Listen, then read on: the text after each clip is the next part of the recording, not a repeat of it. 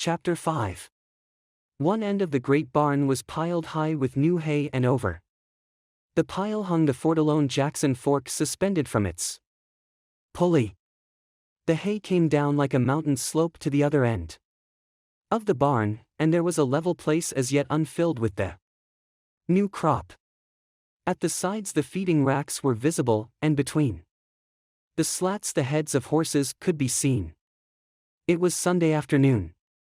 The resting horses nibbled the remaining wisps of hay, and they stamped their feet and they bit the wood of the mangers and rattled the halter chains. The afternoon sun sliced in through the cracks of the barn walls and lay in bright lines on the hay. There was the buzz of flies in the air, the lazy afternoon humming. From outside came the clang of horseshoes on the playing peg and the shouts of men, playing, encouraging, jeering. But in the barn, it was quiet and humming and lazy and warm. Only Lenny was in the barn, and Lenny sat in the hay beside a packing case under a manger in the end of the barn that had not been filled with hay. Lenny sat in the hay and looked at a little dead puppy that lay in front of him. Lenny looked at it for a long time, and then he put out his huge hand and stroked it, clear from one end to the other. And Lenny said softly to the puppy, "Why do you got to get killed? You ain't so little as mice. I didn't bounce you hard." He bent the pup's head up and looked in its face, and he said to it, "Now maybe George ain't gonna let me tend no rabbits, if he fins out you got killed."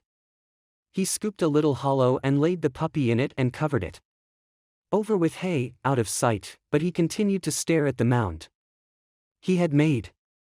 He said, "This ain't no bad thing like I got to go hide in the brush. Oh, no. This ain't.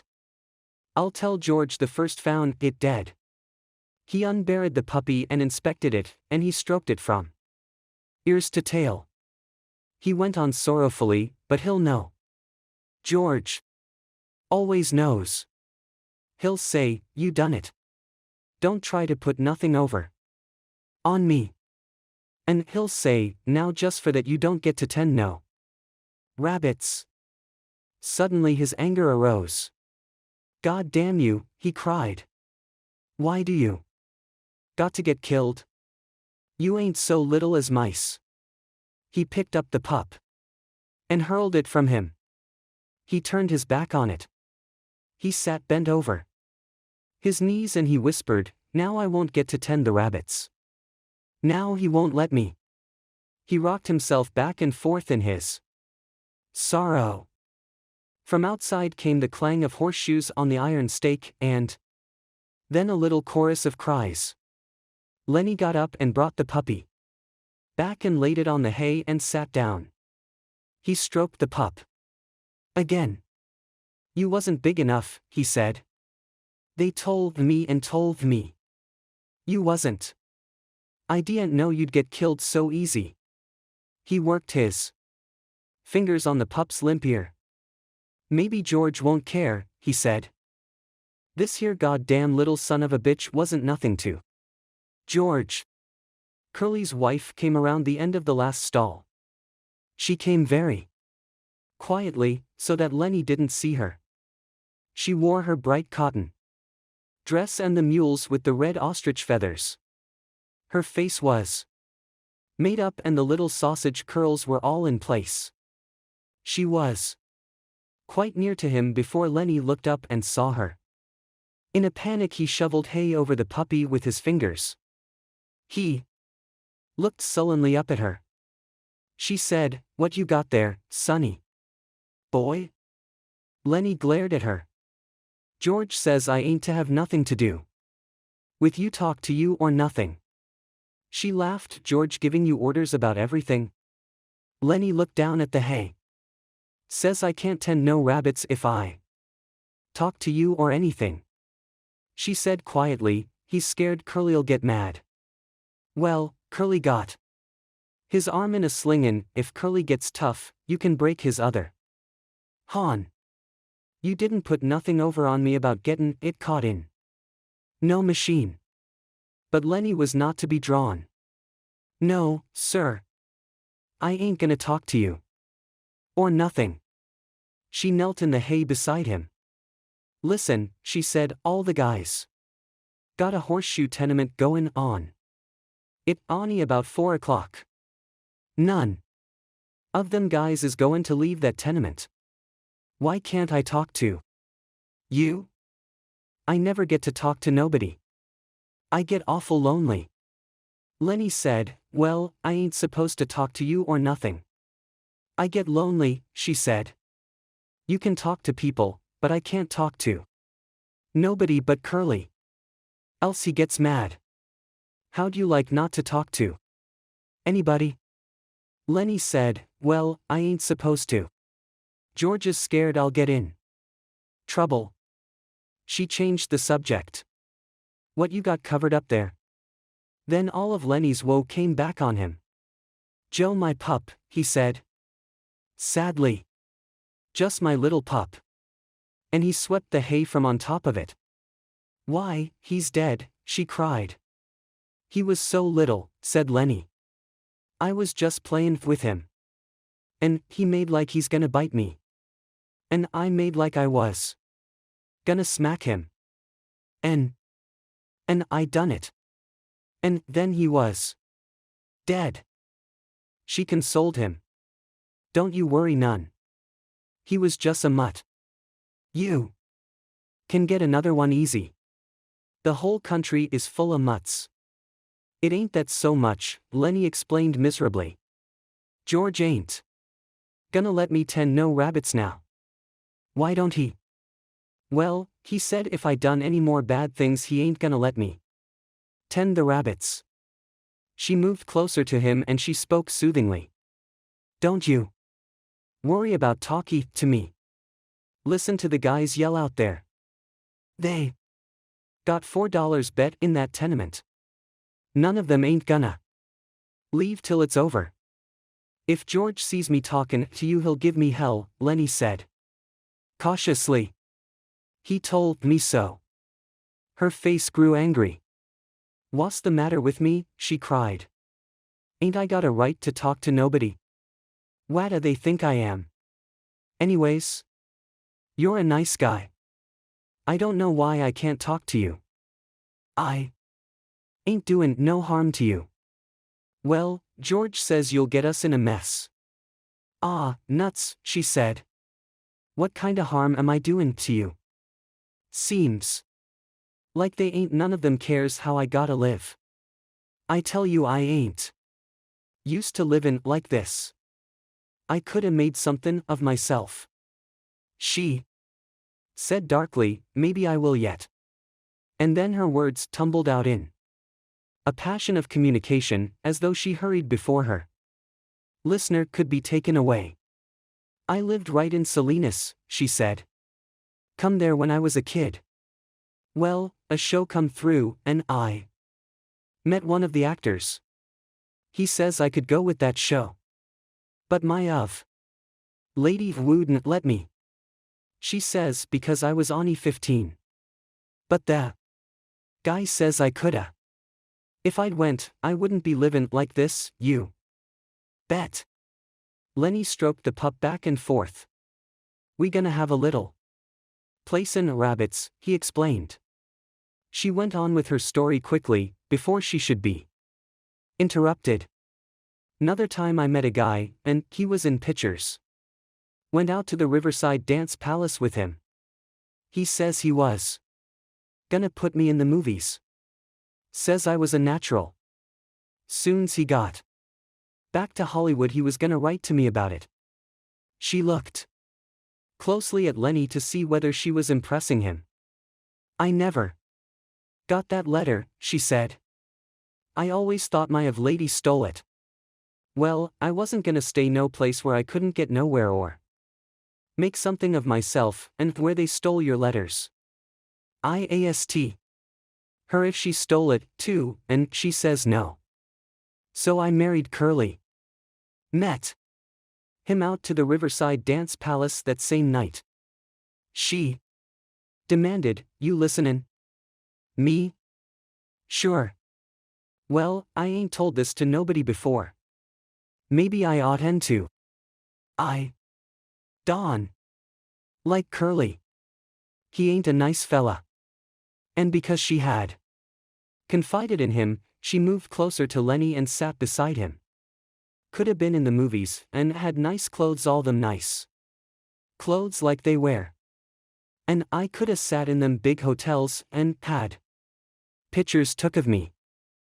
When they had them previews, I coulda went to them, and spoke in the radio, and it wouldn't ha cost me a cent. Because I was in the picture.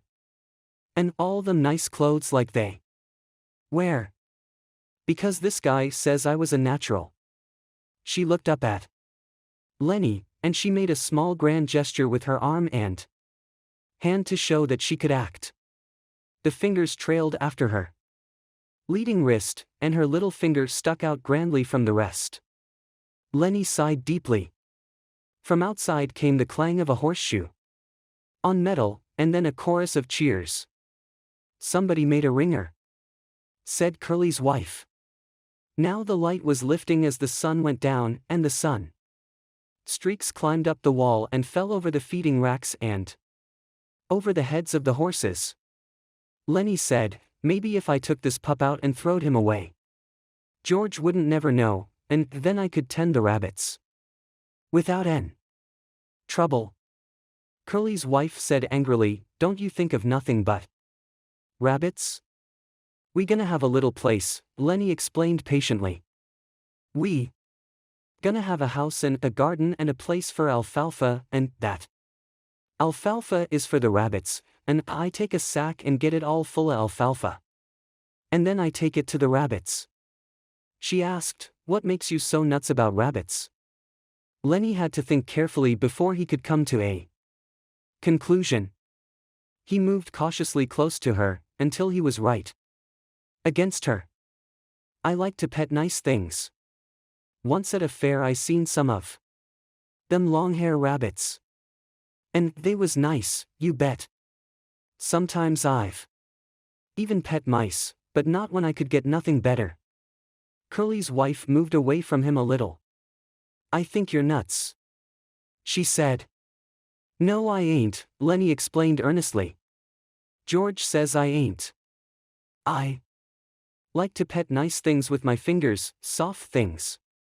She was a little bit reassured. Well, who don't, she said. Everybody likes that. I like to feel silk and velvet. Do you like to feel velvet? Lenny chuckled with pleasure. You bet, by God, he cried happily. And I had some, too. A lady give me some, and that lady was my own Aunt Clara. She give it right to me 'bout this big a piece. I wished I had that velvet right now. A frown came over his face. I lost it, he said. I ain't seen it for a long time. Curly's wife laughed at him. You're nuts, she said. But you're a kinda nice fella. Just like a big baby. But a person can see kinda what you mean. When I'm doin' my hair sometimes I just set and stroke it 'cause it's so soft. To show how she did it, she ran her fingers over the top of her head. Some people got kinda coarse hair, she said complacently. Take Curly.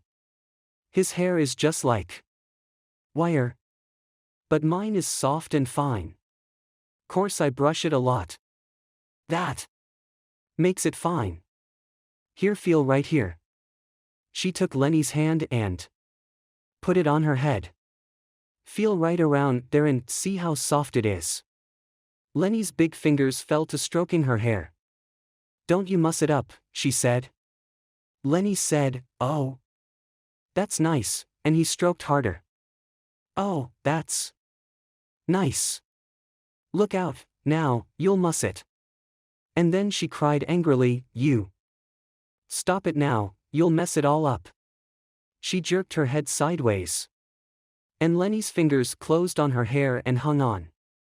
"Let go," she cried. "You let go."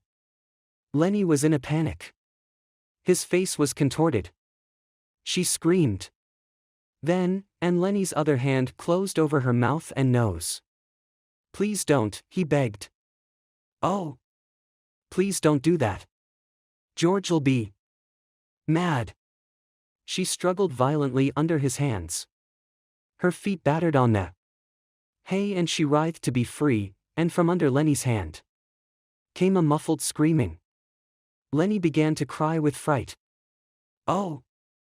Please don't do none of that," he begged. "George gonna say I done a bad thing. He ain't gonna let me tend no rabbits." He moved his hand a little and her hoarse cry came out. Then Lenny grew angry. "Now don't," he said. "I don't want you to yell. You gonna get me in trouble just like George says you will. Now don't you do that." And she continued to struggle, and her eyes were wild with terror. He shook her then, and he was angry with her. "Don't you go yellin'," he said, and he shook her, and her body flopped like a fish. And then she was still, for Lenny had broken her neck. He looked down at her, and carefully removed his hand from over her mouth, and she lay still. "I don't want to hurt you," he said, "but George'll be mad if you yell." When she didn't answer nor move, he bent closely over her. He lifted her arm and let it drop. For a moment he seemed bewildered. And then he whispered in fright, "I done a bad thing. I done another bad thing." He pawed up the hay until it partly covered her. From outside the barn came a cry of men and the double clang of shoes on metal. For the first time Lenny became conscious of the outside. He crouched down in the hay and listened. "I done a real bad thing," he said. "I shouldn't have did that. George'll be mad. And," he said, "and hide in the brush till he come. He's gonna be mad. In the brush till he come." That's what he said. Lenny went back and looked at the dead girl. The puppy lay close to her. Lenny picked it up. "I'll throw him away," he said. "It's bad enough like it is." He put the pup under his coat, and he crept to the barn wall and peered out between the cracks, toward the horseshoe game. And then he crept around the end of the last manger and disappeared. The sun streaks were high on the wall by now, and the light was growing soft in the barn. Curly's wife lay on her back, and she was half covered with hay. It was very quiet in the barn, and the quiet of the afternoon was on the ranch. Even the clang of the pitched shoes, even the voices of the men in the game seemed to grow more quiet. The air in the barn was dusky in advance of the outside day. A pigeon flew in through the open hay door and circled and flew out again. Around the last stall came a shepherd bitch, lean and long, with heavy hanging dugs. Halfway to the packing box where the puppies were, she caught the dead scent of Curly's wife, and the hair arose along her spine. She whimpered and cringed to the packing box and jumped in among the puppies. Curly's wife lay with a half covering of yellow hay. And the meanness and the plannings and the discontent and the ache for attention were all gone from her face. She was very pretty and simple, and her face was sweet and young. Now her rouged cheeks and her reddened lips made her seem alive and sleeping very lightly. The curls, tiny little sausages, were spread on the hay behind her head, and her lips were parted. As happens sometimes, a moment settled and hovered and remained for much more than a moment. And sound stopped and movement stopped for much, much more than a moment. Then gradually time awakened again and moved sluggishly on. The horses stamped on the other side of the feeding racks and the halter chains clinked. Outside, the men's voices became louder and clearer. From around the end of the last stall, old Candy's voice came. "Lenny," he called. "Oh, Lenny. You in here?" "One been figuring. Some more.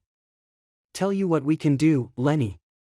Old Candy appeared around the end of the last stall. "Oh, Lenny," he called again, and then he stopped, and his body stiffened. He rubbed his smooth wrist on his white stubble whiskers. "I didn't know you was here," he said to Curly's wife. When she didn't answer, he stepped nearer. "You oughtn't to sleep out here," he said disapprovingly, and then he was beside her and oh, Jesus Christ. He looked about helplessly, and he rubbed his beard. And then he jumped up and went quickly out of the barn. But the barn was alive now. The horses stamped and snorted, and they chewed the straw of their bedding and they clashed the chains of their halters. In a moment Candy came back, and George was with him. George said, "What was it you wanted to see me about?" Candy pointed at Curly's wife. George stared. "What's the matter with her?" he asked. He stepped closer, and then he echoed Candy's words. "Oh, Jesus Christ." He was down on his knees beside her. He put his hand over her heart. And finally, when he stood up, slowly and stiff, his face was as hard and tight as wood. And his eyes were hard. Candy said, "What done it?" George looked coldly at him. "Ain't you got any idea?" he asked. And Candy was silent. "I should have knew," George said hopelessly. "I guess maybe way back in my head I did." Candy asked, "What we gonna do now, George?" "What we gonna do now?" George was a long time in answering. "Guess we gotta tell the guys. I guess we gotta get him and lock him up. We can't let him get away. Why, the poor bastard'd starve." And he tried to reassure himself. "Maybe they'll lock him up and be nice to him." But Candy said excitedly, "We ought to let him get away. You don't know that Curly gonta want to get him lynched. Curly'll get him killed." George watched Candy's lips. "Yeah," he said at last, "that's right. Curly will. And the other guys will." And he looked back at Curly's wife. Now Candy spoke his greatest fear. "You and me can get that little place, can't we, George? You and me can go there and live nice, can't we, George? Can't we?" Before George answered, Candy dropped his head and looked down at the hay. He knew. George said softly, "I think I knowed from the very first. I think I knowed we'd never do her. He used like to hear about it so much I got to thinking maybe we would. Then it's all off." Candy said sulkily. George didn't answer his question. George said, "I'll work my month and I'll take my $50 and I'll stay all night in some lousy cat house. Or I'll set in some pool room till everybody goes home. And then I'll come back and work another month and I'll have $50 more." Candy said, "He's such a nice fella. I didn't think he'd do nothing like this." George still stared at Curly's wife. "Lenny never done it in meanness," he said. "All the time he done bad things, but he never done one of 'em mean." He straightened up and looked back at Candy. "Now listen. We gotta tell the guys. They got to bring him in, I guess. They ain't no way out. Maybe they won't hurt him." He said sharply, "I ain't gonna let them hurt Lenny. Now you listen. The guys might think I was in on it. I'm gonna go in the bunk house. Then in a minute you come out and tell the guys about her. And I'll come along and make like I never seen her. Will you do that? So the guys won't think I was in on it? Candy said, Sure, George. Sure, I'll do that. Okay. Give me a couple minutes then, and you come running out. And tell like you just found her. I'm going now. George turned and went quickly out of the barn. Old Candy watched him go. He looked helplessly back at Curly's wife, and gradually his sorrow and his anger grew into words. You goddamn tramp, he said viciously. You done it, didn't you? I suppose you're glad. Everybody knowed you'd mess things up. You wasn't no good. You ain't no good now, you lousy tart. He sniveled, and his voice shook. I could have hoed in the garden and washed dishes for them guys. He paused, and then went on in a sing-song. And he repeated the old words, if they was a circus or a baseball game, we would have went to her. Just said ta hell with work, and went to her. Never ast nobody's say so. And they'd have been a pig and chickens. And, in the winter, the little fat stove. And the rain comin'. And us just set tin there. His eyes blinded with tears, and he turned and went weakly out of the barn, and he rubbed his bristly whiskers with his wrist stump. Outside, the noise of the game stopped. There was a rise of voices. In question, a drum of running feet, and the men burst into the barn. Slim and Carlson and Young Wit and Curly and Crooks, keeping back out of attention range. Candy came after them, and last of all came George. George had put on his blue denim coat and buttoned it, and his black hat was pulled down low over his eyes. The men raced around the last stall. Their eyes found Curly's wife in the gloom. They stopped and stood still and looked. Then Slim went quietly over to her, and he felt her wrist. One lean finger touched her cheek, and then his hand went under her slightly twisted neck, and his fingers explored her neck. When he stood up, the men crowded near, and the spell was broken. Curly came suddenly to life. I know who done it, he cried. That big son of a bitch done it. I know he done it. Why everybody else was out there playin' horseshoes. He worked himself into a fury. I'm gonna get him. I'm going for my shotgun.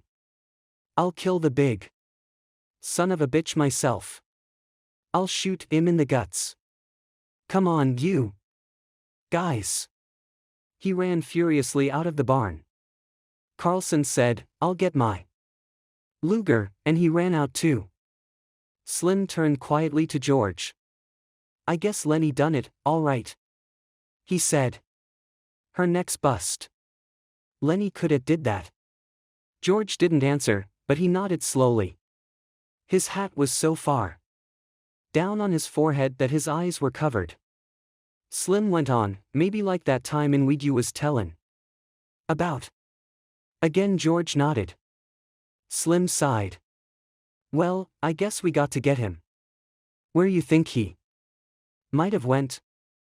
It seemed to take George some time to free his words. He would have went south, he said. We come from north, so he would have went south. I guess we gotta get him, Slim repeated. George stepped close. Couldn't we maybe bring him in and they'll lock him up? He's nuts, Slim. He never done this to be mean. Slim nodded. We might, he said. If we could keep Curly in, we might. But Curly's gonna want to shoot him. Curly's still mad about his hand. And suppose they lock him up and strap him down and put him in a cage. That ain't no good, George. I know, said George. I know. Carlson came running in. "The bastards stole my Luger," he shouted. "It ain't in my bag." Curly followed him, and Curly carried a shotgun in his good hand. Curly was cold now. "All right, you guys," he said. "The nigger's got a shotgun. You take it, Carlson. When you see Ern, don't give him no chance. Shoot for his guts. That'll double him over." Wit said excitedly, "I ain't got a gun." Curly said, "You go in Soledad and get a cop. Get A.I. Wiltz, he's deputy sheriff. Lee's go now." He turned suspiciously on George. "You're comin' with us, fella?" "Yeah," said George. "I'll come. But listen, Curly. The poor bastard's nuts. Don't shoot him. He didn't know what he was doing." "Don't shoot him," Curly cried. "He got Carlson's Luger. Course. We'll shoot him." George said weakly, "Maybe Carlson lost his gun." "I seen it this morning," said Carlson. "No, it's been took." Slim stood looking down at Curly's wife. He said, "Curly, maybe you better stay here with your wife." Curly's face reddened. "I'm goin'," he said. "I'm gonna shoot the guts out of that big bastard myself, even if I only got one hand. I'm gonna get him." Slim turned to Candy. "You stay here with her then, Candy. The rest of us better get going." They moved away. George stopped a moment beside Candy and they both looked down at the dead girl until Curly called, "You, George. You stick with us so we don't think you had nothing to do with this." George moved slowly after them, and his feet dragged heavily. And when they were gone, Candy squatted down in the hay and watched the face of Curly's wife. "Poor bastard," he said softly. The sound of the men grew fainter. The barn was darkening. Gradually and, in their stalls, the horses shifted their feet and rattled the halter chains. Old Candy lay down in the hay and covered his eyes with his arm.